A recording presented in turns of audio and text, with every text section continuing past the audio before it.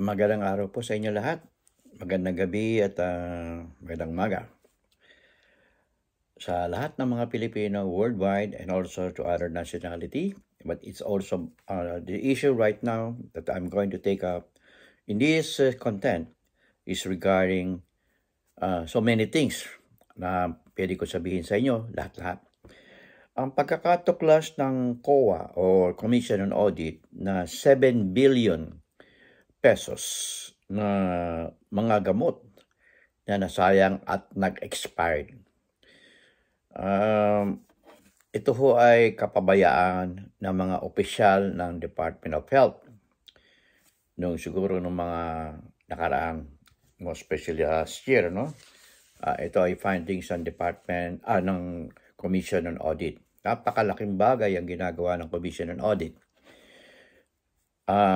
Ako ay humahanga sa Commission on Audit sa kanilang tapang na i-monitor lahat ng agency ng gobyerno. Bilhin nyo, nag-expire yung mga gamot, samantalang marami nangangailangan ng pambili ng gamot. Nadidinig ko dyan sa DCRH, humihingi sila ng tulong sa operation tulong ng DCRH para makabili lang ng gamot. Samantalang ito sa Department of Health, sinayang. Ang ano po dito ay dapat ang pwedeng magsampa na siguro ng demanda ang Commission on Audit sa Department of Health. Bagamat hindi nila trabaho yon, ang kanila lang is all findings. Pero ito ay dapat gampanan ng ombudsman. Ombudsman, kasi trabaho nila ito, ng ombudsman para imbestigahan at litisin ang mga taong may kinalaman sa administrative functions ng different government agency, most especially the Department of Health.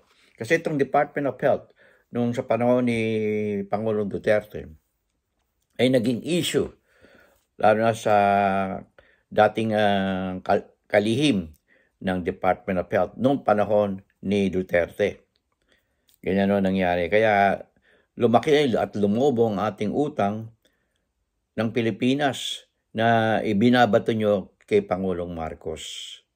Yan o ang tunay na pangyayari. Lahat ng kagagawa ni Pangulong Duterte ay ibinabato kay Pangulong Marcos. Hirap na ginawa niya, binaon sa utang ni Duterte ang Pilipinas. Hindi ba? Yan o ang nangyari. At hindi may paliwanag, no? Hindi may paliwanag ni Pangulong Duterte, yung kanyang administrasyon ay ibinaon tayo sa utang. Yung iba naman ay tuloy-tuloy ang paninira kay Pangulong Marcos. Samantalang ginagawa talaga lahat ni Pangulong Marcos ang lahat na magagawa niya. Ang aking suggestion dito sa Department of Health, Pangulong Marcos, kung kayo ay papansinin yung aking malit na channel, we need a foreign consultant.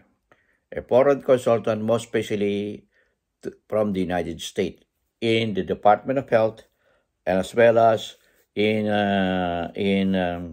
other departments like Department of Agriculture. Kasi marami ho tayong mga pagkukulang dyan sa Department of Agriculture at Department of Health. Kailangan natin ng mga foreign consultant. Nung ako ay nagtrabaho sa PLDT, at may transition noon, from US company to PLDT na all Filipino. Ang aming Vice President ay binubuo ng mga American consultant. We hired, the PLDT hired consultant coming from the United States. And look what is PLDT doing right now.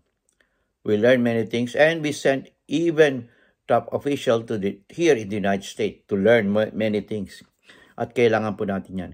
Ang isa pang nakapagpapalakas na kailangan natin ng consultant ay the Visiting Forces Agreement, the VFA, is right there in the Philippines and together with EDCA. Okay? Yan ang nagpapatunay na kailangan matuto pa ng mga Pilipino. The U.S. presence is the most important to have a secured nation like the Philippines, and also as well as in other parts of Asia like Korea, Japan. Yan po ang katotohanan. Marami po tayong matututuhan sa Amerika na hindi natin ginagawa. Yung iba, biyahe lang ng biyahe rito sa Amerika. At ang ginagawa ay talagang maglibot lang, hindi para magtrabaho. Marami yung matututuhan dito sa agriculture na pwedeng gamitin dyan sa Pilipinas. Katulad ng, ngayon ginagawa natin yung iginagaya na natin ng Japan. That's good. In Japan, there's also so many Japanese businessmen here in America. Okay, they are sharing. And we could learn it also from Japan. And as well as in Korea. Kasi marami silang, may mga American bases dyan sa Japan at saka sa Korea. And they're learning.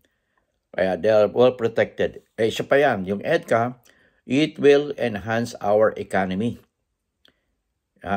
Yung mga pro-China dyan ng mga Pilipino na kumakampi sa China kasi nakikinabang sila.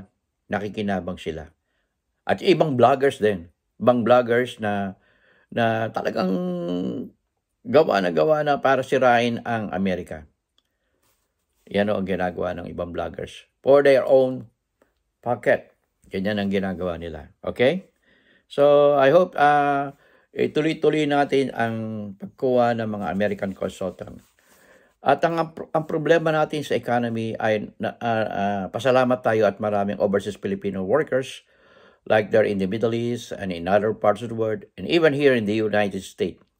Because we U.S. Filipinos are the most single biggest dollar remittances, sending remittances to the Philippines, amounting to billions of dollars annually. And that is, hindi po natin pwedeng questionin yan. Talagang ang ating economy ay lumalago o nababalanse dahil sa US Filipino. Single ho yan, single. Kasi marami ho ditong kumikita ng more than $100,000 a year, most especially our nurses. Yung mga medical workers dyan sa Pilipinas at yung mga nag-aaral ng nursing, put yourself on American ribs. Put a US flag in front of inside your home, and this will inspire you to achieve your goal, American ribs. Okay, to all our nurses there, nursing student, your goal is to come over here and bring more dollars back home. Ganyan ho. Until you reach the stage of being immigrant and at the same time being an American citizen. Yan ho. Sa ating mga magulang, bigyan natin sila ng suporta. Collaboration, kayong mga pamilya, mag-usap-usap po kayo. Tulungan natin, hindi natin para sirain yung member ng ating pamilya, kundi tulungan natin sila. Hindi man yung matulungan ang mga anak nyo na nag-aaral ng nursing, bigyan nyo sila ng high moral support. Yan ho, malaking bagay ho yan. At tungkol naman sa West Philippine Sea, patuloy ang China sa pagharas sa mga barko ng Philippine Coast Guard at sa pagpapadala ng supply natin sa loob mismo ng ating teritoryo. Yan ang ginagawa ng China. Inaharas tayo. Pero pinipilit nating manatili ang kapayapaan. At magpasalamat tayo sa American support kasi ay lumalaban tayo. Tingnan nyo, nung una, under Duterte administration, we are going just bow before Chinese. Kasi hindi natin kaya eh. With the US supporting us, malakas na ang loob natin. Because we are being assured by the United States that there will be a backup and full support, and also from other countries, most especially Australia. They are supporting us. Okay? Yan po ang pagpapatibay na may iba talaga yung collaboration na ayaw ng dating administrasyon. Ayaw niya. Kasi, palagay ko, hindi ko alam kung bakit ayaw niya. Galit na galit siya sa Amerika, itong si Pangulong Duterte. Galit na galit siya. Tama ba ako? Ilagay niyo sa komento niyo kung tama o hindi. At yan ang dahilan kung bakit naghirap ang Pilipinas. Naghirap ng gusto at umaangat lang dito kay Pangulong Marcos. Yung mga American citizen na narito na naninira kay Pangulong Marcos, isipin niyo yan, narito kayo sa Amerika. Ang Amerika ay tumutulong sa Pilipinas. Kayo narito, sinisira niyo ang ating Pangulo. Selfish interest na yan. Kayo, narito sa Amerika, mas marami kayong alam kaysa sa mga Pilipino na nasa Pilipinas. Bakit kayo nagpapa-under? Dapat i-motivate nyo sila na umangat. Hindi para sirain ang leader na pinipilit tayong umangat. Hindi tayo mabubuhay kung parati tayong lingon sa mga mali na ginawa natin noong nakaraan. Ito ay ang dapat tingnan natin ay yung mga ngayon at yung para sa ating kinabukasan. Ito ang inyong lingkod, Freddy Legaspi, at sana ay meron akong naibahagi sa inyo. Freddy Legaspi ho sa Facebook at Filipinos America Vlog sa YouTube. Hanggang sa muli natin pagkikita, ito po ang inyong lingkod, Freddy, right here in America. In God we trust, never hold your peace.